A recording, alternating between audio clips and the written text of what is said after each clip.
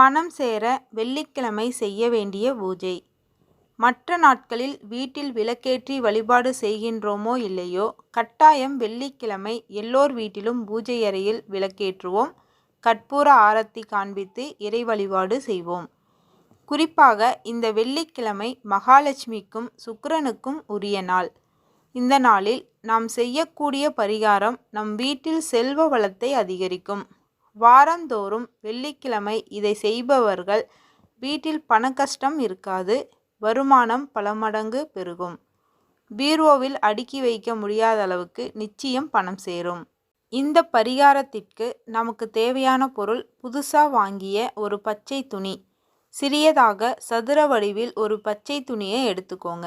நாம் பயன்படுத்திய துணியாக இருக்கக்கூடாது. புதுசா வாங்கி தண்ணீரில் நனைத்து காய வைத்த துணியாக இருக்க வேண்டும்.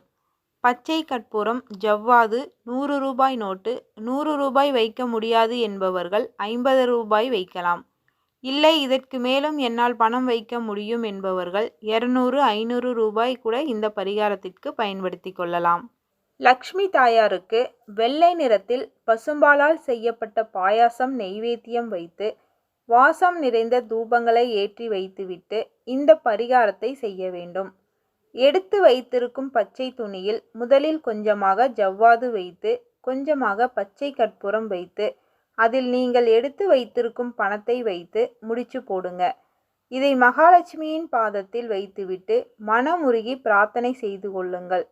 உங்கள் வீட்டில் வருமானம் மேலும் மேலும் பெருகி கொண்டே செல்ல வேண்டும் என்றும், கடன் பிரச்சனை இருந்தால் அந்த கடன் சுமை குறைய வேண்டும் என்றும் பிரார்த்தனை செய்து கொள்ளுங்கள். பிறகு கற்பூர ஆரத்தி காண்பித்து பூஜையை நிறைவு செய்து கொள்ளுங்கள். முடிந்து வைத்திருக்கும் பச்சை நிற முடிச்சை அப்படியே கொண்டு போய் உங்கள் பணம் வைத்திருக்கும் இடத்தில் வைத்து விடுங்கள். உங்கள் வீட்டு பீர்வோ அல்லது பர்ஸ், பணப்பெட்டி எதில் பணம் வைப்பீங்களோ அந்த இடத்தில் இந்த முடிச்சை வைத்து விடுங்கள். அடுத்த வாரம் வெள்ளிக்கிழமை வரை அது அப்படியே இருக்கட்டும். அடுத்த வெள்ளிக்கிழமை அந்த முடிச்சை எடுத்து அதற்குள் இருக்கும் காசை நீங்கள் எடுத்து பயன்படுத்தக்கூடாது. அந்த காசை அப்படியே யாருக்காவது அன்னதானம் வாங்கி கொடுக்க வேண்டும். அவர்களுக்கு அந்த 100 ரூபாய்க்கு 2 பேருக்கு வயிறார காலை உணவோ மதிய உணவோ வாங்கி உங்கள் கையால் கொடுக்க வேண்டும். நோட்டை எடுத்து அன்னதானம் செய்துவிட்ட பிறகு மீண்டும் அந்த பச்சை துணியில் இன்னொரு காசை முடிந்து வைத்து வெள்ளிக்கிழமை பூஜை செய்ய வேண்டும். 3 மாசத்திற்கு ஒரு முறை பச்சை துணியின் உள்ளே இருக்கும் பொருட்களை மாற்றிவிட வேண்டும். இந்த வழிபாட்டு முறையை வாரந்தோறும் எவரொருவர் வெள்ளிக்கிழமை தினத்தில் பின்பற்றி வருகிறார்களோ அவர்கள் வீட்டில் நிச்சயம் பணக்கஷ்டம் 7 ஜென்மத்திற்கும் வரவே வராது.